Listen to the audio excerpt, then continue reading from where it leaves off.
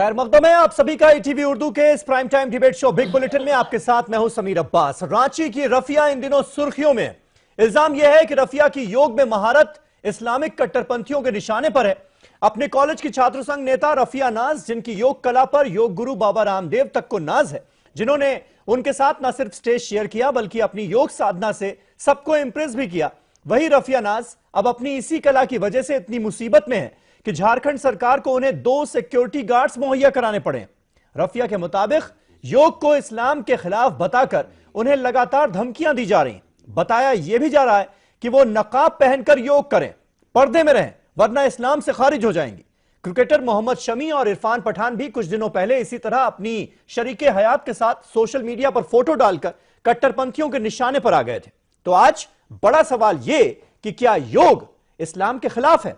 आखिर मजहब के नाम पर यह कैसी बंदिशें थोपने की कोशिश हो रही? इसी पर करेंगे बात अपने तमाम खास मेहमानों से, लेकिन पहले यह रिपोर्ट। योग टीचर राफिया नाज को मिली धमकी। मजहब के नाम पर पाबंदियां क्यों? कोई क्या पहने, इसका फैसला कौन करे? क्या योग इस्लाम के खिलाफ है?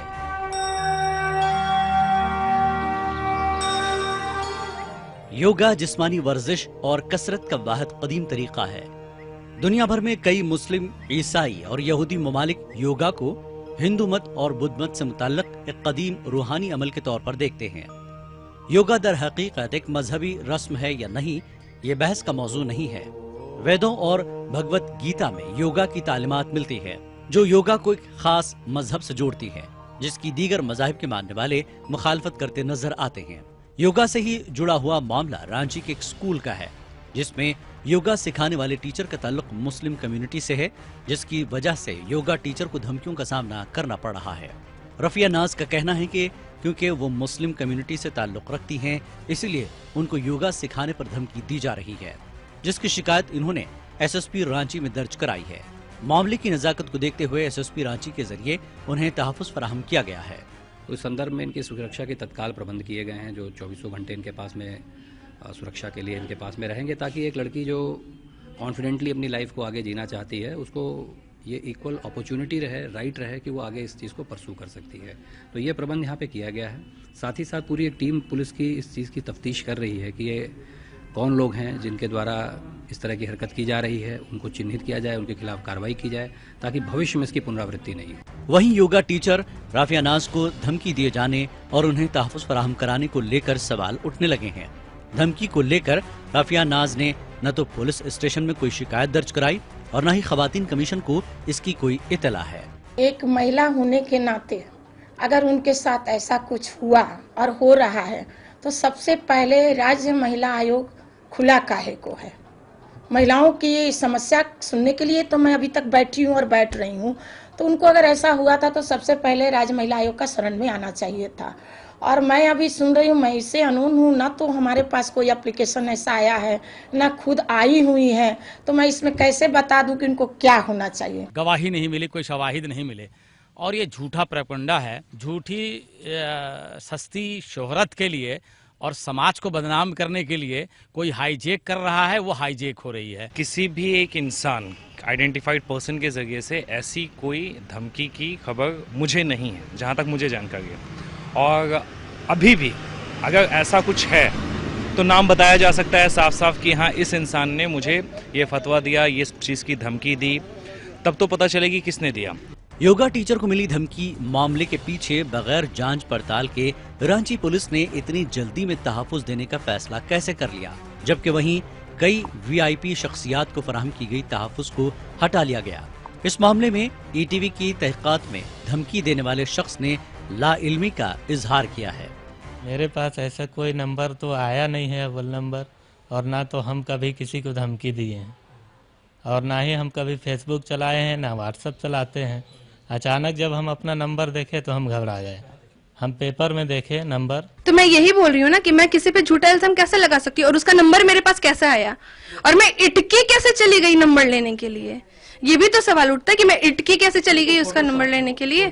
फोटो शॉट है पर मेरा कॉल हिस्ट्री तो निकल सकता है ना कि मैंने कब उसका फोन आया, मैंने कितने देर के लिए अटेंड किया, क्या बातें हुई। कि तुम ज्यादा उड़ रही हो, तुमको उठवा लिया जाएगा, ये सेंटेंस ठीक है। आप चाहे तो प्रशासन के थ्रू मेरा कॉल हिस्ट्री, मेरे कॉल रिकॉर्ड्स को निकलवा करके ये बात पूछ सकते हैं। योगा को हिंदुस्तान ने पूरी दुनिया में मुतारिफ कराया है। योगा अब हिंदुस्तान ही नहीं बल्कि पूरी दुनिया में किया जाता है। वहीं पूरी दुनिया योग दिवस पर योगा करती है। हिंदुस्तान में ही योग टीचर के साथ धमकी का ये मामला शर्मनाक है। Bureau report, ETV news. तो क्या योग इस्लाम के खिलाफ है? और रफिया नाज को अगर वाकई ये धमकियां मिल रही हैं तो मजहब के नाम पर आखिर ये कैसी बंदिशें थोपने की कोशिश की जा रही है? तमाम खास मेहमान हमारे साथ जुड़ चुके हैं। हमारे साथ अश्विनी उपाध्याय साहब मौजूद हैं, भारतीय जनता पार्टी के स्पोक्स पर्सन हैं। कांग्रेस पार्टी की तरफ से शहजाद पूनावाला हमारे साथ मौजूद हैं।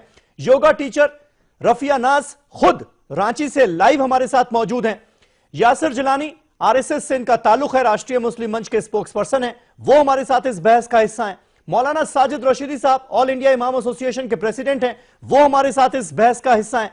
इसके अलावा ताहिरा हसन जी हमारे साथ लखनऊ से मौजूद हैं, जो कि जानी मानी सोशल एक्टिविस्ट हैं। ये सारे मेहमानों से हम बात करेंगे, लेकिन सबसे पहले रफिया मैं आपके पास आना चाहूंगा। बहस की शुरुआत आपसे ही करूंगा, क्योंकि इस बात को लेकर बहुत सारे सवाल खड़े हो रहे हैं कि भाई किन लोगों ने आपको धमकियां दी, आपने कोई पुलिस कंप्लेंट क्यों नहीं कराई, आपने महिला आयोग का दरवाजा क्यों नहीं खटखटाया। सबसे पहले मैं असली आपसे ही जानना चाहूंगा, वो कौन लोग थे जिन्होंने आपको धमकी दी, क्या कहा गया और उनका मकसद आपको क्या नजर आया? मैंने सना थाना में दिया हुआ था, ठीक है। और रही बात महिला आयोग की, तो उनका मेरे पास कोई कांटेक्ट नहीं था नंबर, ठीक है, जिससे मैं जाती। और उनके पास कैसे पहुंचती मैं? महुआ मांझी मैम के पास मैंने कुछ दिन पहले ही फ़ोन किया था, किसी और लड़की को परेशानी थी और मैं महुआ मांझी मैम को बोली थी, तो मैम ने बोला था कि वो लड़की महिला आयोग का नंबर दे देंगी मुझे, उनसे कॉन्टैक्ट करवा दूंगी। फिर मैं वो लड़की, एक्चुअली में वो लड़की का सुसाइड का केस था, ठीक है। फिर मैं थाना में लेकर के गई थी वो लड़की को खुद। फिर वो केस वहां पे सॉल्व हुआ, ठीक है। जब मैं दूसरों के लिए लड़ सकती हूँ तो मैं खुद के लिए क्यों नहीं लड़ सकती? पर मैंने एफआईआर इसलिए नहीं करवाया क्योंकि मुझे कोर्ट कचहरी नहीं चाहिए। और रही बात सिक्योरिटी की, तो सिक्योरिटी की मांग मैं खुद से की ही नहीं हूँ। और जो धमकियां आ रही थी, जो मुझे खतरा था, उसके लिए प्रशासन मुझे मिल चुकी है, मुझे सिक्योरिटी मिल चुकी है बिना मांगे हुए। जब गवर्नमेंट ने मेरे लिए इतना किया है, नहीं रफिया, तो उसके बाद रफिया आप कह रही हैं आप दूसरे के अधिकारों के लिए लड़ती हैं, लेकिन अगर कोई शख्स आपको धमकी दे रहा है, वो भी इस्लाम का नाम लेकर कि भाई इस्लाम से खारिज कर दिया जाएगा, ये हो जाएगा, वो हो जाएगा, तो इसकी तो पुलिस कंप्लेंट होनी चाहिए ना। फिर ऐसे आदमी को तो सजा मिलनी चाहिए, एफआईआर तो होनी चाहिए उसके खिलाफ। पहली बात कि मैं हिंदू मुस्लिम में पढ़ना ही नहीं चाहती, मैं एक स्टूडेंट हूँ, ठीक है। मैं मुझे बस मेरा एक एम्बिशन है प्रोफेसर बनने का, और दूसरा मैं योग करवाती हूँ, ठीक है। और ये बात मैं क्यों कंप्लेन करूँ? उन्होंने धमकी दिया ना, उन्होंने किया तो नहीं। मर्डर करने में और मर्डर की धमकी देने में फर्क होता है ना, ये बात मैं कह रही हूँ। और रही बात, बहुत लोग पब्लिसिटी स्टंट कर रहे थे, उसके अलावा भी मेरे बहुत अचीवमेंट्स है जो यहाँ रखे हुए हैं, सारी चीजें यहाँ पे रखी हुई है, ठीक है। और अगर मैं पब्लिसिटी स्टंट करती तो फिर मैं क्यों, मुझे ये सब पता ही नहीं रहता, और मैं क्यों ये बार बार बोलती कि बिना आवेदन के मुझे सिक्योरिटी। अच्छा रफिया, एक बात क्लियर कर दीजिए, जो धमकी देने वाला शख्स था, आपको कई धमकियां मिली या किसी एक लड़के ने ही धमकी दी फोन पर? और फोन पर धमकी दी गई तो क्या कहा गया? जी नहीं, मुझे कई धमकियां मिली। ये सिलसिला 3 सालों से चल रहा है, ठीक है। ये बहुत दिनों से सिलसिला चल रहा है, 3 सालों से मैं डिस्कस कर रही थी। लास्ट वॉइस जिन्होंने बोला उनको भी सब मालूम है, ठीक है। वो मुझे बहुत अच्छे से जानते हैं, जिनका आपने लास्ट में ऑडियो प्ले किया नाजिस हसन ने, वो मुझे बहुत अच्छे से जानते हैं। वो जानते भी कि मुझे क्या क्या धमकियां मिली है, क्योंकि उनके प्रोग्राम्स में बहुत बार जा चुकी हूँ, और एज अ ब्रदर मैं उनको भी डिस्कस की हूँ, ठीक है। वो अभी इनकार कर रहे हैं, उसके लिए मैं नहीं, वो बात ठीक है रफिया, लेकिन कहा क्या गया आपसे? धमकी किस बात को लेकर दी गई? कर सकते हैं। और आप जिस तरह से बच्चों को योग सिखाती हैं, उस पर क्या सवाल खड़े किए गए? 3 सालों से ये, या फिर ये कहा गया कि इस्लाम के खिलाफ है? मैं बोल रही हूँ, देखिए सर, 3 सालों से ये सिलसिला चल रहा है, धमकियों का, प्रॉब्लम्स का, जान के खतरों का, ठीक है। क्योंकि एक तो मैं अपने कॉलेज की स्टूडेंट लीडर, दूसरा योग, ठीक है। तो बहुत सारी धमकियां मिल रही थी, बहुत सारे खतरे थे, फिर भी मैंने सिक्योरिटी नहीं मांगी। जब कुछ मतलब 1 महीने से ये मैटर शांत हुआ तो मुझे खुद नहीं पता चला कि 1 महीने के बाद जब मैं रिलैक्स हो गई थी, ठीक है, जब खतरा कम होने लगा था, तब मुझे खुद नहीं पता चला मुझे सिक्योरिटी कहाँ से मिली। 1 घंटे के अंदर सिक्योरिटी मुझे कैसे, मैं इस चीज के लिए अभी तक शॉक्ड हूँ कि लोग मतलब ये करते हैं कि उनको सिक्योरिटी दी जाए। मैंने तो कहीं लिखित आवेदन भी नहीं दिया। ठीक है रफिया मैं आऊंगा आपके पास। अश्विनी उपाध्याय साहब, अश्विनी उपाध्याय साहब, इस बात पर आपको हैरत होती है क्या कि एक लड़की जिसको धमकियां मिलती हैं और ये 3 साल से सिलसिला जारी है, ये भी वो कह रही हैं भाई जरूरत होगी जाहिर है सिक्योरिटी की, लेकिन झारखंड में रांची में ही ऐसे तमाम लोग हैं जिन पर कई बार अटैक हो चुका है, हमले हो चुके हैं, गोलियां लग चुकी हैं कई लोगों को, और वो दरख्वास्त लिए टहल रहे हैं। हमने बाकायदा एक स्टोरी की है, महीने भर से टहल रहे हैं लेकिन उनको कोई सिक्योरिटी नहीं मिल रही, और यहां पर बिना कहे 2 घंटे के अंदर सिक्योरिटी दे दी जाती है। नहीं समीर, अब ऑपोजिशन जो है वो इस पर सवाल खड़े कर रहा है कि क्या मामला है भाई। समीर अगर आज की नहीं समीर 2 चीज है, अगर इस पे सिक्योरिटी कब देना चाहिए कब नहीं देना चाहिए, अगर इस पे चर्चा करना तो मैं उस पे बात कर सकता हूं। अगर ये चर्चा करना है, जुड़ा हुआ है ना मामला, एक तो ये मान ले कि लड़की झूठ बोल रही है तो उसके झूठ के ऊपर चर्चा हो जाए, अगर मान ले कि सच है तो फिर सच के ऊपर चर्चा कर लेते हैं। अगर हम ये मान लेते हैं कि वो उसने नहीं मांगा तो सरकार के पास एक इंटेलिजेंस इनपुट होती है। वो बच्ची कह रही है कि अभी हमें तो रिलैक्स होने लग गई थी, लेकिन जो LIU यूनिट होती है उनको कहीं कुछ मिला होगा, इनपुट मिला होगा कि नहीं इस बच्ची को खतरा हो सकता है। ऐसा भी होता है कि धमकी देने वाले बहुत सारे धमकी देते रहते हैं, लेकिन जो मर्डर करते हैं वो धमकी नहीं देते। तो ऐसा भी हो सकता है सरकार को ऐसा कोई इनपुट मिला होगा कि नहीं कोई और यूनिट है, कोई और मॉड्यूल हो जो इसके लिए खतरनाक है, तो सुरक्षा दे दिया। मुझे लगता है कि ये छोटा विषय है। बड़ा विषय ये है कि वो बच्ची अगर योगा सिखा रही है तो इस्लाम के खिलाफ कहां आ गया। मैं आपके दर्शकों को बता दूं समीर, मैंने वकालत में 2nd ईयर में मोहम्मदन ला लिया था, मैंने हिंदू ला लिया ही नहीं। मैंने जानबूझ के 2nd ईयर में 2 पेपर होते हैं, हिंदू ला मोहम्मदन ला, मैंने मोहम्मदन ला लिया। मेरे सामने एक कुरान रखी है, मैं कुरान को रेगुलर पढ़ता हूं भगवत गीता के साथ साथ। कहीं नहीं लिखा इसमें कि ये योगा खिलाफ है, कहीं नहीं लिखा कि सूर्य नमस्कार इस्लाम में हराम है, योगा करना सूर्य हराम है। हाँ, हमारा कॉन्स्टिट्यूशन क्या कहता है जरा उसको मैं आपको एक लाइन बता दूं। इसको बोलते हैं फंडामेंटल ड्यूटी। आर्टिकल 51 है, फंडामेंटल ड्यूटी ये है कि भैया हम इस संविधान को मानते हैं, ये हमारा ये कहता है हम सबसे भाईचारा से रहेंगे, और सबसे जो मेन बात कहा गया है कि हम अपने सारे कार्यों को to develop the scientific temper, humanism and spirit of inquiry and reform. इसका मतलब हम अपने डे टू डे की एक्टिविटीज में जो कुछ हो रहा है उसको हम दकियानूसी में नहीं चलेंगे, बल्कि उसको साइंटिफिक टेम्पर से तोलेंगे कि हमारी जो एक्टिविटीज है ये हमारे लिए ठीक है या नहीं ठीक है। दूसरी बात, हम लगातार रिफॉर्म करेंगे। तो कुरान भी ये रिफॉर्म करने की बात करता है, संविधान भी हमारा रिफॉर्म करने की बात करता है। तो मुझे समझ में नहीं आ रहा है कि जो लोग चंद्रमा की पूजा करते हैं उनको इतनी बात समझ में आई कि चंद्रमा सूर्य के प्रकाश से प्रकाशित होता है। चंद्रमा की पूजा करना हलाल है और सूर्य नमस्कार करना हराम है, जबकि वो चंद्रमा सूर्य के ही रोशनी से उसके अंदर रोशनी आती है। तो मुझे लगता है ये दकियानूसी खत्म होनी चाहिए। वो बच्ची बहुत अच्छा काम कर रही है, मैं उसका हौसला अफजाई करता हूं। तो किसी भी चीज की नहीं की जा सकती इस्लाम में सिवाय खुदा के, जहां तक मुझे पता है अश्विनी जी, लेकिन मैं इस्लाम का जानकार नहीं हूं। मौलाना रशीदी साहब, ठीक है मौलाना रशीदी साहब, सवाल देखिए यहां पर यह है, वो लड़की साफ तौर पर कह रही है कि भाई 3 साल से उसको लगातार धमकियां मिल रही हैं। क्यों? क्योंकि वो एक योगा टीचर है, क्योंकि वो एक मुसलमान है। तो आप ये बात कहीं ना कहीं मानते हैं कि कट्टरपंथियों को ये बात नागवार गुजरती है कि एक लड़की स्टूडेंट लीडर भी हूं, बच्चों को योग सिखाए और वो फेमस हो, ये बात नागवार गुजरती है, ये बात मानेंगे आप? देखिए समीर भाई, एक चीज बता दूं मैं आपको। हाँ, मैं परसों भी एक जगह इस पर डिबेट में था जी। मैंने वहां पूछा भाई कोई फतवा है इसके लिए? हाँ, नहीं कोई फतवा इशू नहीं, मुझे बताया गया कोई फतवा नहीं है जी।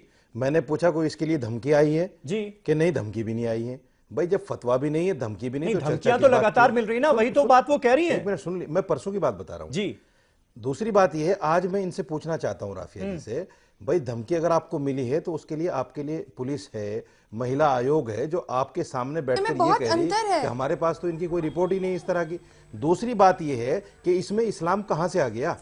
अगर इनको धमकी मिल रही है, हो सकता है इनको किसी और दूसरे काम की वजह से धमकी मिल रही हो, या जो इनके मुखालिफ सियासत में, इनकी कॉलेज में इनके मद्दे मुकाबिल हैं, वो इनको टॉर्चर कर रहे हो। नहीं, टारगेट तो योग को किया जा रहा है ना कि योग इस्लाम के खिलाफ है। नहीं, जैसे अभी अश्विनी उपाध्याय क्या कर रही हो तुम? कुरान भी उठा के बता दिया, मोमडन लाल, अरे आपके सामने वो बैठी हुई है, आपके सामने बैठी हो बच्ची बता रही क्यों धमकी मिलती है। आप क्या बात कर रहे हैं? सुनिए, सामने बच्ची बता रही है धमकी क्यों मिलती है।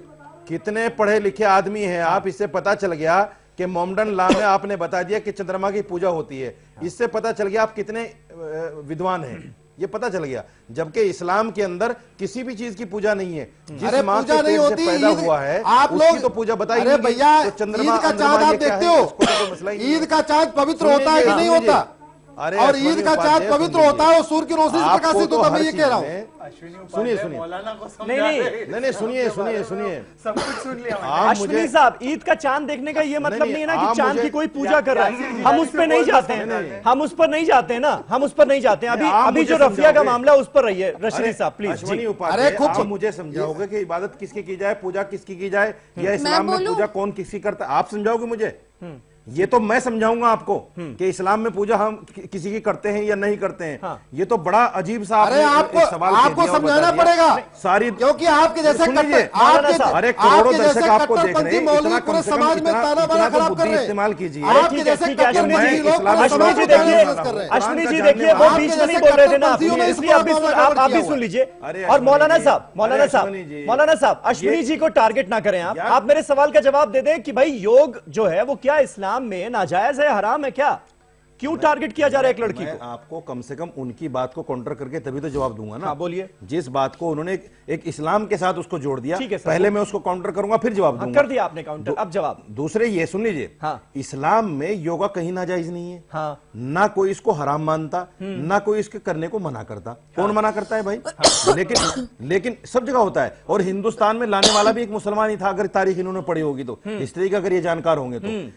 हिंदुस्तान में लाने वाला मुसलमान है इसका, हिंदू नहीं है कोई। दूसरी बात यह है, ये जो सारा मैटर है जहां भी कहीं से इनको मिलता है सीधा इस्लाम में जोड़ देते हैं। अभी इन्होंने एक बात कह दी अश्विनी उपाध्याय ने कि सूर्य नमस्कार नाजायज है और चंद्रमा की पूजा हराम जायज है इनके यहाँ। आप ये कहीं ना कहीं ऐसा कॉन्सेप्ट लेके आते हैं जिससे उसमें मसाला पड़ जाए। मैं अश्विनी उपाध्याय को सिर्फ एक बात कहना चाहता हूं, ना तो वो बच्ची कह रही है कि मुझे इस्लाम के नाम पर धमकियां मिल रही हैं। नहीं, ये कहा है। नहीं, इसने नहीं कहा, अभी तक तो कहा नहीं। जितना इसने बोला है यही हमें बताया कि इस्लाम के नाम पर धमकियां मिल रही हैं, धमकी दी जा रही है, या इसको पर्दे के नाम पर धमकियां मिल रही हैं, या इसको योगा के नाम पर। रफिया ये क्लियर कर दीजिए आप। ठीक है रफिया, एक मिनट जो है जी, गुमराही बिल्कुल सही आप रफिया आप ये क्लियर करेंगी क्या कि धमकी में क्या कहा गया? क्या ये कहा गया कि इस्लाम के खिलाफ है इसलिए योगा ना करो? क्या ये कहा गया कि पर्दे में आपको रहना है इसलिए योगा ना करो? मैं बोल रही हूँ, मुझे सोशल साइट पे कहा गया था बेहिजाब, रोड चलते चलते मुझे धमकियां दी जाती थी कि कोने में मिलो तुमको बताती हूँ। कई लोगों ने कहा योगा करती हो ना, जब फतवा जारी होगा ना तो मुझे याद करना। और मैं ये कह रही हूँ कि मुझे जान का खतरा जब था तब कुछ हुआ ही नहीं, जब सब शांत हुआ तब ये सब हुआ। ठीक है, और मैं ठीक है, अब नहीं रशीदी साहब नहीं, आपका जवाब मिल गया। यासिर जिलानी, सुबह से लेकर के शाम तक सारे समुदाय के लोग आ रहे हैं। मैं मुझे सबको शामिल करना पड़ेगा, गुमराह हो जाएंगे। नहीं, एक मिनट, मैं आपके खिलाफ मैं क्लियर कर दूंगा। अगर कुछ मैं सबूत दिखाऊं क्या होगी तो मैं क्लियर कर दूंगा। यासिर जिलानी, अब वो क्लियर कर रही है, इसका क्या नतीजा निकलता है? यासिर जी अरे देखिए, पहले तो इस मौलाना को थोड़ा चुप कराइए, मैं अपनी बात शुरू कर रहा हूं। ठीक है, देखिए मैं ये बहुत संजीदा इशू आपने आज उठाया है और उसमें इस बहन को भी लेके आए हैं, ये बहुत काबिले तारीफ है और मैं मुबारकबाद आपको दूं इस खास करके। देखिए, ये आपको मैं बताऊं कि ये एक आज के डेट में हिंदुस्तान में चलन हो गया है कि कोई भी मुस्लिम महिला अगर जरा सा भी एडवांस लेवल पे आके सामने निकलती है तो कहीं ना कहीं मुसलमानों में खास करके जो ये कठमुल्लों की एक पूरी जमात है उनको तकलीफ होने लगती है। मैं आपको एग्जाम्पल बताऊं, बीच में नहीं मौलाना साहब, आप क्यों जोड़ रहे हो? अरे खामोश हो जाओ मौलाना, खामोश हो जाए मौलाना, खामोश हो जाए। मेरी बात समीर अब्बास साहब इनसे कहिए, अरे पहले खामोश हो जाइए। मैं राफिया को नहीं जोड़ रहा हूँ, मैं राफिया को नहीं जोड़ रहा हूँ। आप खामोश होकर मेरी बात सुनो। मेरी खामोश प्लीज प्लीज बात हो जाए सबकी। मेरी समीर अब्बास साहब, मुझे मैं इन्हें बोलने आप कंप्लीट करें यासिर जल्दी से। हाँ, और हर वक्त यही नहीं बोले। मैं आपको दिखाऊंगी कि क्या क्या मिली है। अभी देखिए बनारस का एक मामला आया था, मेरे ऊपर इल्जाम लगा रहे हैं ना, उनको दिखाना जरूरी है। अरे मक्कार मौलवी खामोश रहोगे या नहीं रहोगे, या तुम्हारी पोल खोलूं यहीं पे? ताड़ बनाया जा रहा है यहाँ। जी जी जी यासिर जल्दी से कंप्लीट करें। डिबेट में बैठो। आप मुझसे मेरा आंसर ले रहे हैं समीर अब्बास साहब। देखिए मैं ये कह रहा हूँ कि राशिदी साहब प्लीज पर्सनल ना हो। यासिर खामोश बैठो, मैंने बोला क्या? मुद्दे पर बात करें। आप दोनों से गुजारिश है प्लीज मुद्दे पर बात करें।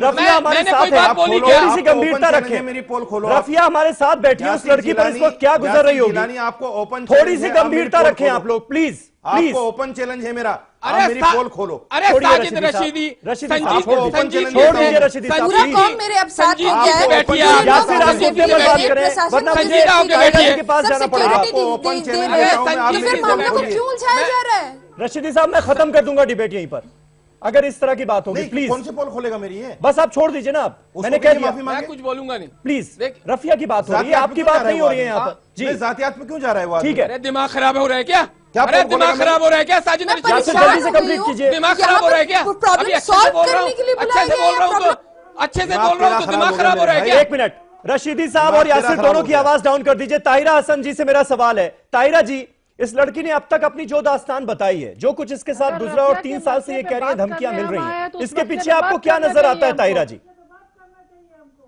जी ताहिरा जी। मुझे लगता है जैसा रफिया बता रही है कि उनको 3 साल से धमकियां मिल रही थी और बराबर वो कह रहे थे कि आप जो है योगा करती हैं, तो लेकिन इससे मैं कह रही हूँ योगा कहीं इस्लाम में मना नहीं है, एक्सरसाइज है और ये कहीं नहीं लिखा है कि योगा गलत है। लेकिन इसको इस तरह से जोड़ना भी मैं कहती हूँ गलत है कि जिन्होंने धमकियां दी है कोई इस्लाम के अथॉरिटी नहीं है, वो नहीं बताएंगे कौन योगा करे, कौन कितनी स्कर्ट पहने और कैसा फोटो खिंचाए। इस तरह के लोग जो बातें कर रहे हैं वो इस्लाम को बदनाम करने की बात कर रहे हैं। और मेरा कहना है कि जो लोग इन्हें फोन कर रहे थे वो मेरे ख्याल से कोई इस्लाम पे अथॉरिटी नहीं थे, वो ऐसे उचक्के लोग होंगे, कुछ लोफर टाइप के लोग होंगे जो इस तरह की बात कर रहे हैं। क्योंकि इस तरह की बातें जो है इसको मौलाना साहब को भी यहाँ कंडेम करना चाहिए कि जो भी उस बच्ची को परेशान कर रहा है, फोन कर रहा है और धमकियां दे रहा है, उसको इस्लाम से क्यों जोड़ा जा रहा है, मुसलमान से क्यों जोड़ा जा रहा है? वो कोई भी लफंगा, कोई भी लुच्चा हो सकता है और इस तरह की बात कर सकता है। बिल्कुल उसको स्ट्रॉन्ग वर्ड्स में कंडेम करना चाहिए। और मुझे लगता है कि यहाँ हमें बात करनी चाहिए इस मसले पे। और मुझे ये महिला आयोग का भी बात समझ में नहीं आई कि वो मेरे पास नहीं आई, मेरे पास आती मैं पहले देखती, इसका क्या मतलब है? अगर कोई लड़की परेशान है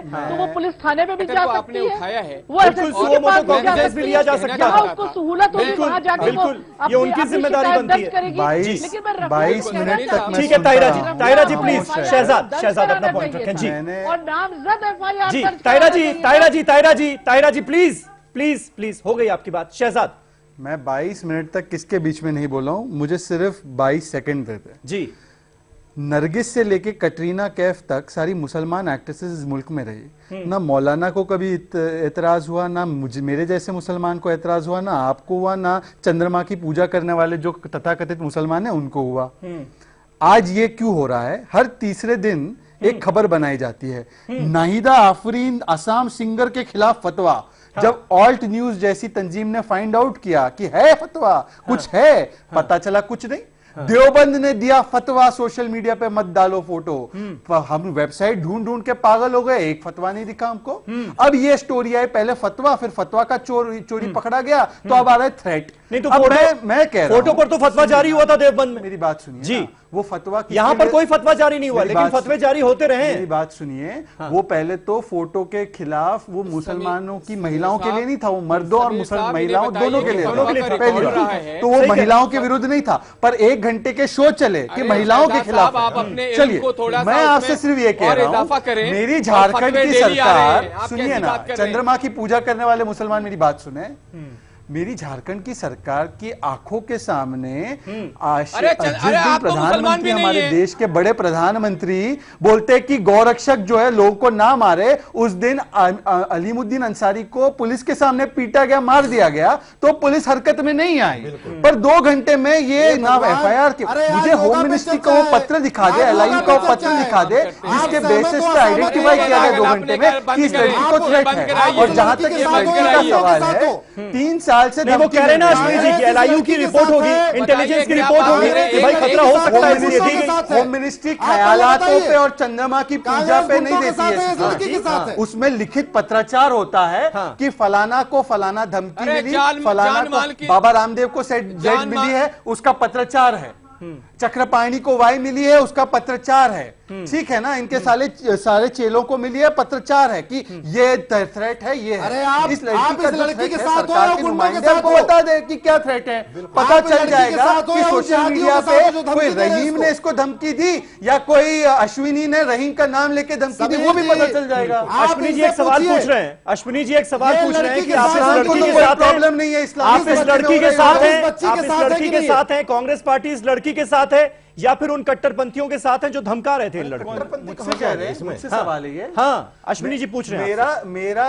मैं तो हर इस व्यक्ति के साथ हूं जो योगा करता है। प्रधानमंत्री सिर्फ एक दिन योगा करते हैं, एक महिला को धमकी मिलती है, और मैं तो कहता हूं कि सारे जो बाकी के नॉन हिंदू है उनको भी योगा करना चाहिए, हिंदू है उनको भी योगा करना चाहिए। वो एक बहुत अच्छी एक्सरसाइज है। मैं जिम जाता हूं, मैं किसी को ये नहीं कहता जिम जाओ जिम जाओ जिम जाओ, मैं किसी को देशद्रोही नहीं कहता अगर वो जिम नहीं जाते। तो उस तरीके से अगर कोई योगा नहीं करना चाहता है तो उसको देशद्रोही ना कहें। ठीक है, एक छोटा सा ब्रेक मुझे लेने दीजिए, एक छोटा सा ब्रेक लेने दीजिए। ब्रेक के बाद वापस आते हैं और इस बहस को आगे बढ़ाते हैं। यासिर की बात भी अभी पूरी नहीं हो पाई। मजहब के नाम पर अगर बंदिशें लगाने की कोशिश की जा रही है तो ये क्यों, इसके पीछे कौन लोग हो सकते हैं, उनकी मानसिकता क्या हो सकती है, मकसद क्या हो सकता है? ब्रेक के बाद।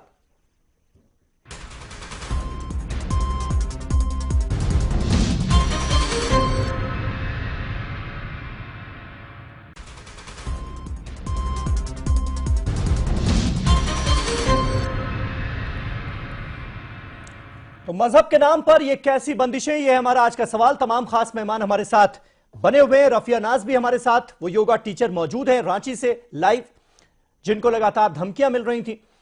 यासिर जिलानी हमारे साथ मौजूद हैं। बहस शुरू करें हम फिर से। इससे पहले अपने तमाम जो गेस्ट हैं उनको मैं ये ताकीद कर दूं, इल्तिजा कर दूं कि आप लोग पर्सनल ना हो, जो मुद्दा है उसी पर हम बात करें और बड़ी गंभीरता से बात करें, क्योंकि रफिया नाज भी हमारे साथ यहां पर मौजूद हैं। ये सोचकर बात करें। यासिर जिलानी, आप अपना पॉइंट रखिए, क्योंकि लगातार रफिया ने भी जैसा कहा कि 2 घंटे में सिक्योरिटी जो मिल गई उससे वो भी हैरान है। अब इस बात को मुद्दा बनाकर इसे पॉलिटिकल रंग देने की भी कोशिश की जा रही, क्या लग रहा है आपको? तो देखिए समीर साहब, ये कौन लोग मुद्दा बना रहे हैं? जिनके पास मुद्दा विहीन जो लोग हो गए हैं। मैं अपनी बहन को सिर्फ ये कहना चाहूंगा कि अगर कोई धमकी दे रहा है और आप इस्लाम को समझने की कोशिश कीजिए। क्या इस्लाम में जो इज्जत औरतों को दी गई है, आप उनके किरदार को एक बार पढ़ने की कोशिश कीजिए। चाहे वो हजरत आयशा रजी अल्लाह ताला अन्हो का हो, चाहे हजरत खदीजा रजी अल्लाह ताला अन्हो का हो, चाहे वो तमाम जो हमारी सहाबाएं रही हैं जिन्होंने इस्लाम में अपना एक इतिहास बनाया है, उनको जितनी आजादी दी है इस्लाम ने, मुझे नहीं लगता है कि किसी भी दुनिया के धर्म ने इतनी आजादी औरतों को दी है जितना इस्लाम ने दिया है। लेकिन हमारा विरोध कब होता है, हम विरोध कब करते हैं? जब कहीं ना कहीं इन जैसी बहनें निकल के कोई अलग से काम करना चाहती हैं तो उनके सामने इस तरह के रोड़े अटकाने वाले लोग आ जाते हैं बिना मतलब के, और समाज को तोड़ने का, समाज में उन्माद फैलाने का, समाज के अंदर इस तरह का विध्वंसकारी भाषा का प्रयोग करके ये लोग ऐसा कर देते हैं कि जो दूसरे धर्म के लोग हैं उन्हें ये एहसास दिलाने की कोशिश करते हैं कि शायद इस्लाम के अंदर या मुसलमान जो औरतें हैं इस्लाम के अंदर, उनकी इज्जत सिर्फ पैरों की जूती के बराबर है। ये तथाकथित मैं मौलानाओं के बारे में बात करता हूँ। मुझे अच्छा नहीं लगता है कि मैं किसी मौलाना को डायरेक्ट में टारगेट करूं, मुझे भी अच्छा नहीं लगता है। लेकिन आप कम से कम इस सदी में, आप 21वीं सदी में हैं जहां पे हर चीज की आजादी होनी चाहिए। आप छोटा सवाल अभी बाद में कीजिएगा, मेरी बात सुनिए। मैं मैसेज देना चाह रहा हूं आपके थ्रू समीर अब्बास साहब कि हमारी जो घर में औरतें बैठी हुई हैं जिनके साथ आप ये निकल के बात नहीं करेंगे। अरे आप मत बोलिए। आप 10 जनपद के 10 जनपद के परिक्रमा करने वाले मुझे ये सलाह नहीं देंगे मुसलमानों के मैटर में। पर्सनल आप खामोश रहिए, मैं आपको इस वक्त मुद्दे बहुत पर बात पेचीदा बात कह रहा हूँ। मुद्दे पर बात कीजिए। ठीक है शहजाद बोलिए बोलिए बोलिए बोलिए नहीं, इन्होंने चंद्रमा की पूजा करने वाला इन्होंने कहा है, इन्होंने कहा है जी। और तथाकथित मौलाना, अरे कहाँ पे पता है इनको इन लोगों ने मारा भाई, नहीं तो इनके चेलों ने नहीं नहीं, मारा। नहीं, नहीं, इनको मैं बताता हूं, उसको भी हमने बहस की, उस पर भी चर्चा की, उसको भी हमने इसी तरह से मार्क्सवादी जो गुंडे हैं उन्होंने मारा, इनको मार्क्सवादी गुंडों ने मारा। सुन लीजिए आप सच्चाई सुन लीजिए। हम लोग तो कुछ कर नहीं रहे, यहाँ पे मौलाना बोल रहे, ताहिरा जी बोल रहे, अरे क्या बात कर रहे हैं इनको, आप सवाल देखिए, ये अपने ऊपर ठेका लेके बोल रहे हैं, तो कम से कम गौरी लंकेश, कलबुर्गी, दाभोलकर, पांचाले को मारने वाले जो कट्टरपंथी अरे गौरी लंकेश को मैं बार बार कह रहा हूँ मार्क्सवादियों ने मारा, हमको पता तो चले। अरे जो मुसलमान थे उसके बारे में भी बोल जो खतरनाक लाल सलाम वाले उन्होंने मारा, ठीक है उन्होंने मारा। आप उनसे सवाल करते नहीं, अश्विनी जी जवाब देना चाह रहे हैं, ठीक है अश्विनी जी आपको ठीक है यासिर सवाल करते नहीं, सब मौलाना जी देखिए आप बीच में इस तरह की बात करके समीर अब्बास साहब, मेरा मैसेज रह गया, मेरा मैसेज रह गया कि मैसेज आपका चला गया, बहुत क्लियर गया आपका मैसेज। आप जो कहना चाह रहे थे हमारी बच्चियां खास करके इस्लाम की और मॉडर्न एजुकेशन ले रही हैं। समीर जी, समीर भाई मैं एक बहुत महत्वपूर्ण बात कह रहा हूं। इस्लाम मैंने ये कुरान को 10 बार पढ़ा है। अब्दुल्ला यूसुफ अली की कमेंट्री आप देख रहे हो कितनी मोटी कुरान, 10 बार पढ़ा हुआ है। इसको पढ़ने के बाद मुझे कहीं ये नहीं समझ में आता कि लोग इस्लाम को कैसे गलत मानते हैं।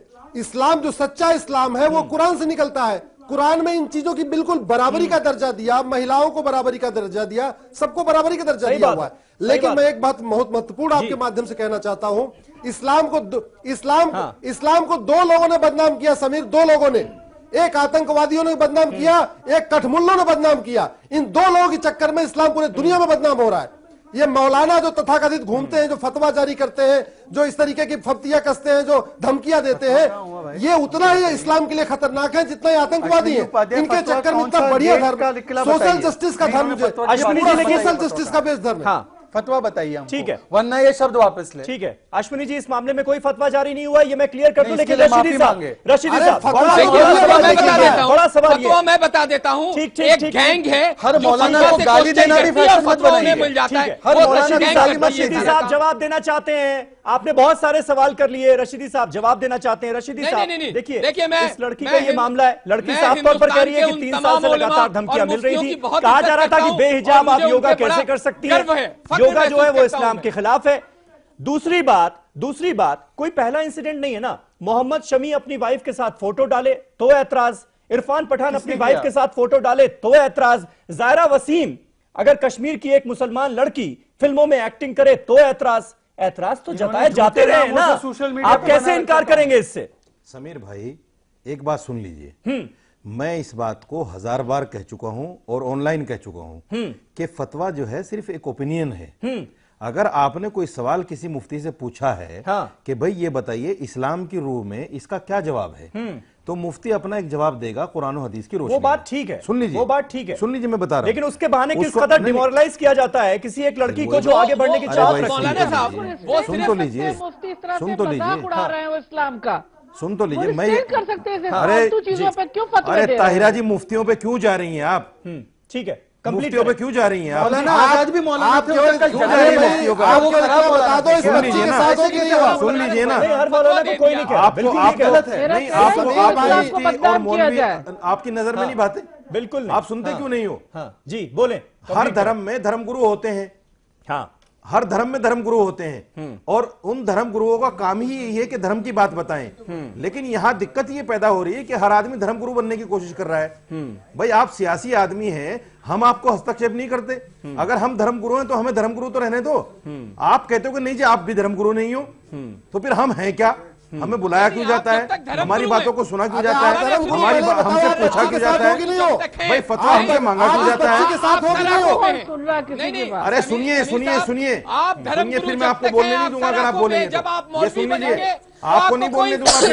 अगर आप बात नहीं सुनेंगे मैं आपको बोलने नहीं दूंगा। रशीदी साहब देखिए, बड़ी बात ये है ना, रशीदी साहब, इस्लाम के जानकार के तौर पर, एक मुस्लिम स्कॉलर के तौर पर, एक मौलाना के तौर पर रफिया आपसे सवाल पूछ रही है कि भाई योगा जो है, योग करना, वो इस्लाम में खिलाफ तो है नहीं, अगर वो कर रही है तो कौन सा गुनाह कर रही है, क्यों उसे धमकियां मिल रही हैं? मैंने इसको पहले ही क्लियर किया है हाँ। कि योगा जो है इस्लाम में हराम नहीं है। हाँ। इस्लाम में हराम नहीं है। हाँ। लेकिन कहीं ना कहीं जब वो सोच सूर्य नमस्कार वाली और नमाज से उसको जोड़ने वाली सोच मिल जाती है तो कहीं ना कहीं हमें बोलना पड़ता है, कहीं ना कहीं हमें बोलना पड़ता है। की तो बात ही नहीं हो रही है, किसी भी वर्जिश को, बहुत महत्वपूर्ण बात, किसी भी वर्जिश को इस्लाम हराम नहीं कहता, नाजायज नहीं कहता, गुनाह नहीं कहता। मैं खुद करता हूं, ठीक है, शहजाद भाई करते हैं, सब लोग करते हैं, कोई गुनाह नहीं कहता। लेकिन सवाल ये है, यहाँ राफिया का मैटर अलग है। मैं सिर्फ ये कहना चाहता हूँ, राफिया ने अपनी जबान से एक बार भी ये नहीं कहा कि मुझे इस्लाम का नाम लेके ट्रोल किया गया है। इसको ट्रोल किया गया है, हम भी कहते हैं गलत किया है। कह तो रही है, कितनी बार कहें? जिसने किया है गलत किया है। अगर वो इस्लाम का नाम लेके कर रहा है तो ऐसे तो बहुत सारे केसेस हैं कि राम कुमार ने मोहम्मद अनस नाम रख के और ट्रोल करना शुरू कर दिया। बिल्कुल किया है। सोशल मीडिया पे हजारों केसेस हैं। बिल्कुल। आरएसएस से 5000 फेक आईडी रोजाना बनती हैं और मेरे जैसे लोगों को ट्रोल किया जाता है। मैं आपको अपनी आईडी दिखा देता हूं। सुबह से शाम तक मुझे 50 गालियां मिलती हैं, 100 गालियां मिलती हैं और वो इस नाम पे देते हैं कि तू मुल्ला है और तू जो है इस्लाम को गलत पेश कर रहा है, जबकि मैं जानता हूं कि मैं इस्लाम को यहां भी सही बता रहा हूं। तो उनको वो उन लोगों का काम ही नहीं है। रफिया, मुझे तो आज तक सिक्योरिटी नहीं मिली। ठीक है सर, ठीक है, सुनिए रफिया आज तक सिक्योरिटी नहीं मिली। अश्वनी उपाध्याय ये बताएं, मेरा पिछले 6 महीने का रिकॉर्ड निकलवा लें फेसबुक का, व्हाट्सएप का, मुझे भी तो सिक्योरिटी दिलवा दो भाई। ठीक है। राफिया नाज को 2 घंटे में कैसे मिल गई? मुझे भी सिक्योरिटी दिलवा दीजिए। ठीक है। रफिया नाज, जिस तरह से आपको 3 साल से धमकियां मिल रही हैं, उसके पीछे आप सबसे बड़ा जिम्मेदार किसको मानती हैं? आप खुद हमारे साथ मौजूद हैं। 1 मिनट अश्विनी जी, 1 मिनट। रफिया, आप खुद बताएं, आप खुद बताएं, आप सबसे बड़ा जिम्मेदार किसे मानती हैं? यहाँ पर मेरी प्रॉब्लम सॉल्व हुई है, ठीक है, जब मेरे यहाँ पर प्रॉब्लम सॉल्व हुई है तो फिर मेरी प्रॉब्लम्स को और बढ़ाया क्यों जा रहा है, मुझे ये समझ में नहीं आ रहा। और दूसरी बात, जब कोई लड़की सामने आती है तो उसको पब्लिसिटी स्टंट, और जब कोई लड़की सामने नहीं आती है तो वो उस पे उंगली उठाई जाती है कि वो लड़की बच्चलन होगी। ठीक है, अब मैं सामने आके सबसे फाइट कर रही हूँ, ठीक है, कि मेरे साथ ये हुआ।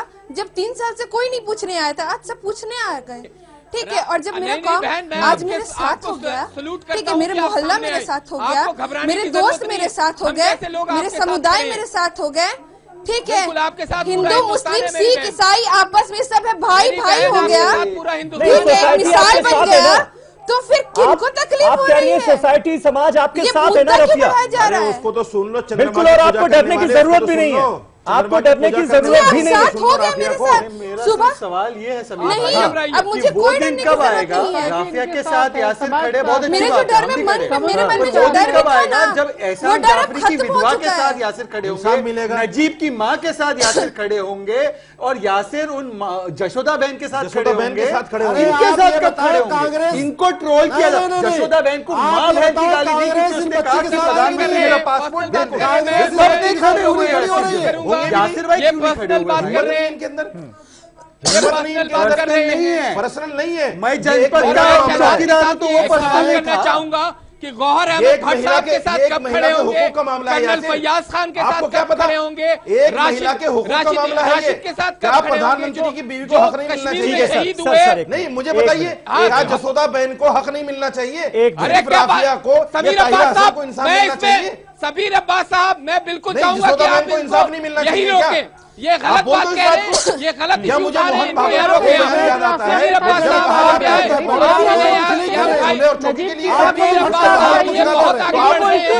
एक एक करके मेरा विरोध है, मेरा विरोध है। ठीक है, खंडन कीजिए, खंडन करना आपका हक है, खंडन करना आपका हक है। अगर आपको कोई बात बुरी लग रही है तो खंडन कीजिए। लोगों ने बनाया, लेकिन मैं उनको बताना चाहती हूँ, मुसलमान औरतें किसी के पैर की जूती नहीं है। नहीं, लेकिन आप मौलाना इस तरह से अगेंस्ट जो हमने हासिल किया है, सुप्रीम कोर्ट हमारे साथ खड़ा हुआ, मुसलमान औरतें बहुत स्ट्रॉन्ग है, अपनी लड़ाई खुद लड़ रही है, बराबर हम मौलाना साहब से भी लड़ लेते हैं, हम पैर की जूती नहीं। एक मिनट सर, यासिर साहब, हाउ यू डू प्लीज, अच्छा प्लीज, ताहिरा हसन जी, मौलाना नेता दबा नहीं सकता। हमने 3 तलाक, ताहिरा हसन जी, मुझे ये बताइए कि इस मामले में भले ही फतवा इशू नहीं हुआ, धमकियां मिली, लेकिन कई ऐसे मामले हैं जहां पर लड़कियां आगे बढ़ रही हैं, वो नाम कमा रही हैं, शोहरत कमा रही हैं, तो उनके खिलाफ फतवे जारी हुए हैं कि वो फिल्मों में एक्टिंग ना करें, वो डांस ना करें, वो ये ना करें, वो ना करें, ये पहने, वो पहने, हिजाब में रहें। तो ये सारी चीजें जो है ये लड़कियों को कितना डिमोरलाइज करती हैं, उन्हें आगे बढ़ने से कितना रोकती हैं।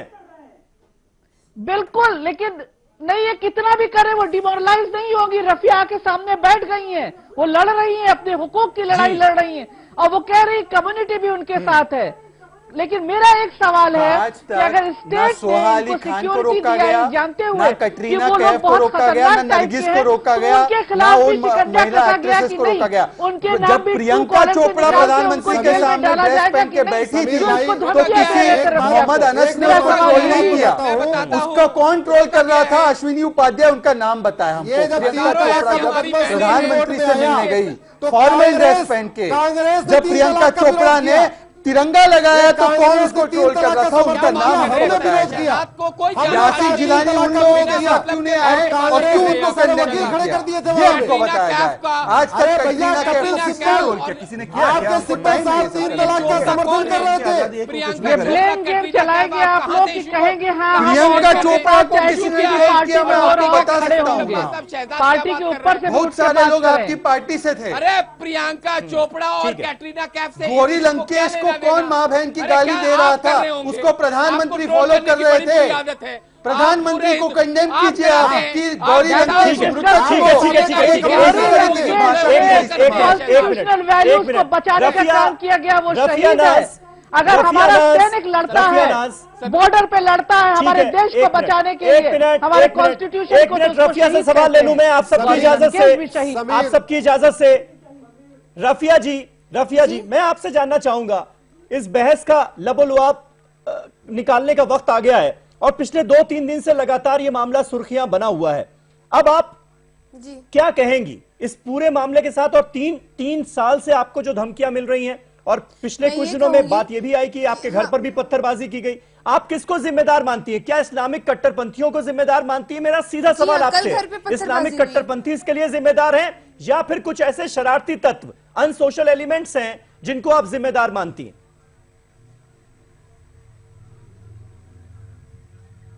सर, मैं एक बात पूछना चाहूंगी कि जब मेरी प्रॉब्लम्स, ठीक है, इसको सॉल्व कर दिया गया, प्रशासन मेरे साथ हो गई, अगर मान लीजिए मुझे जान का खतरा है, ठीक है, वो सारा प्रशासन मेरे साथ है, मेरा समाज अब साथ हो गया है, तो आप खुलेआम बताओ। नाम दे दिया गया है सर, नाम दे दिया गया है, ऐसा नहीं है मुसलमान का नाम लेवाना चाहिए। नाम भाई सुन लीजिए ना, नाम दे दिया गया है। मोदी जी ने बोला मुंह में उंगली डाल के निकालो, डाल मैं बोलूं क्या? अब अकाउंट ही बना दो ना, इनसे बोलो कि मुसलमान का नाम लेना। मैं ये बोलूं कि मेरी बात को, मुझे प्रॉब्लम का सॉल्यूशन दिलाया जा रहा है या मेरे प्रॉब्लम्स को बढ़ाया जा रहा है? हद नाटक चल रहा है। नहीं, बोलिए आप रफिया, घबराइए नहीं, बोलिए। सर, आप ही लोग लड़ लीजिए, मैं उठ के चली जाती हूँ। देख लो इस बच्ची की हालत। आप ही लोग लड़ लीजिए, मैं उठ के चली जाती हूँ। एहसास करना, मेरे प्रॉब्लम्स को सॉल्व किया जा रहा है या मेरे प्रॉब्लम्स को और बढ़ाया जा रहा है? बात नहीं है Rafiya, we all are with you.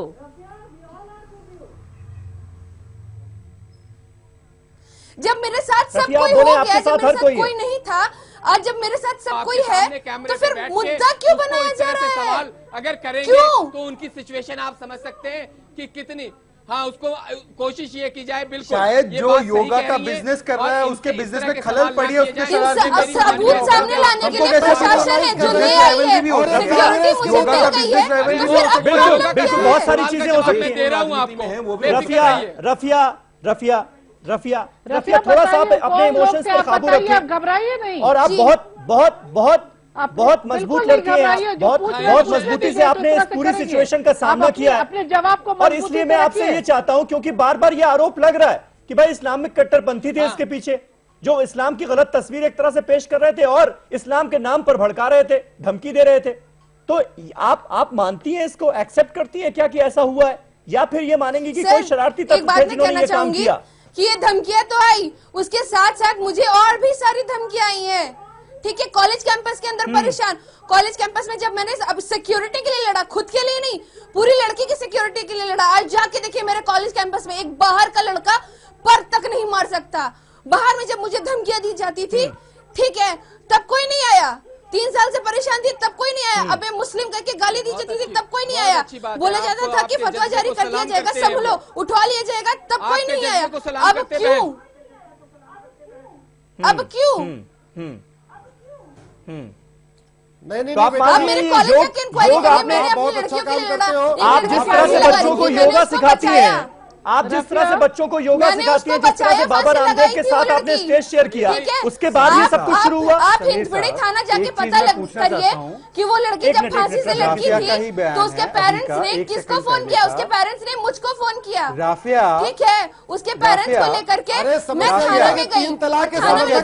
आपसे एक सीधा सवाल पूछना चाहता हूँ। समर्थक कांग्रेस यहाँ बैठी हुई है। राफिया, ये 3 तलाक का समर्थक मौलाना यहाँ बैठे हुए। आपने कहा फतवा जारी हुआ आपको उठाने के लिए, कौन सा फतवा था? हमको दिखाइए जरा, हमको फतवा दिखाइए। आपने अभी 2 मिनट पहले कहा मेरे खिलाफ फतवा जारी है मुझे उठाने के लिए। मुझे बताइए कौन से मौलाना ने वो फतवा जारी किया? आप मुझे मुफ्ती का नाम बताइए। नहीं, ये अभी कौन सा नाम मुझे बताइए। नहीं हो रही है। रफिया को जो बात रखनी है, 1 मिनट, रफिया को जो बात रखनी है वो रख सकती है। हम लोग कार्रवाई करेंगे। हम यहाँ पर कोई इन्वेस्टिगेशन ऑफिसर नहीं है, इन्वेस्टिगेशन ऑफिसर नहीं। नहीं, सुनिए सुनिए, जब आप सुनिए ना, मैं उठ जा रही हूँ जी। नहीं रफिया आप बोले। नहीं, फतवा कौन सा जारी है? सर सुन लीजिए उनकी। फतवे का इस्तेमाल क्यों कर रही है? कहाँ है फतवा? सब अपने ही आप अपनी पब्लिसिटी के लिए फतवे का लफ्ज इस्तेमाल कर रहे हैं, जो फतवा है ही नहीं आपके खिलाफ। बैठो, हम आपके साथ हैं, आपके जज्बे को सलाम करते हैं। उठवाने का फतवा जारी होता है। समीर भाई, आप इतना इस्लाम तो आप भी जानते हैं। उठवाने का तो कोई फतवा शहजाद बात ना पकड़े ना। आप ये सोचिए, एक लड़की जिसको धमकियां मिल रही है, आप उसके इमोशन के साथ नहीं खेल सकते ना। अगर कोई आप उसके इमोशन के साथ नहीं खेल सकते, आप उसकी बात पकड़कर उसे गलत तरीके से नहीं पेश कर सकते। बाइबल का जब वो क्लैरिफाई करने की कोशिश कर रही है, रफिया की बात तो सुनिए। रफिया की बात सुनिए। नहीं, मेरे परिवार को हरास किया जा रहा है। जब मुझे परेशानी थी तब क्यों नहीं थे लोग? आज हिंदू मुस्लिम बोल के क्यों खड़े हो गए? हम कार्रवाई करेंगे। मौलाना और मैं जाएंगे। योगा पर कोई फतवा नहीं दे सकता आपको। रफिया जी आप बताएं, उठाने का फतवा आप बताइए, सबका ऑडियो म्यूट कीजिए। रफिया जी की आवाज को आप कीजिए। रफिया आप बोले।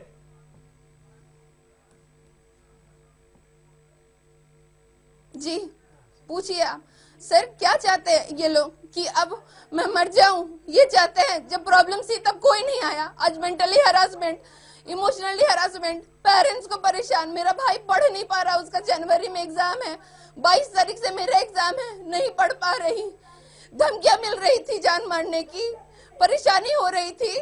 अपने लिए नहीं, अपने कॉलेज के लिए भी लड़ी, समाज के लिए लड़ी, कोई अप्रिशिएट नहीं किया। अपने झारखंड को ऑल ओवर इंडिया में रह कोई अप्रिशिएट नहीं किया। अब क्यों? कॉलेज की सुरक्षा के लिए जा रहे हैं। रफिया आप बहुत स्ट्रांग है, रफिया आप बहुत स्ट्रांग है। इसी तरह से मजबूत रहिए, इसी तरह से सामना कीजिए और पूरा समाज, पूरी सोसाइटी, पूरा मीडिया आपके साथ है, आपके साथ है। आपको कमजोर होने की बिल्कुल जरूरत नहीं है। कोई लड़की कमजोर होती भी नहीं, बहुत मजबूत होती है लड़कियां, और आप भी बहुत मजबूत हैं। इसी तरह से सामना कीजिए और मुंह तोड़ जवाब दीजिए ऐसे लोगों को जो आपको ऐसी धमकियां देते हैं। बिल्कुल का नाम लेके पब्लिसिटी मत लीजिए प्लीज। बिल्कुल, फतवे का नाम लेके इस्लाम को नहीं होता।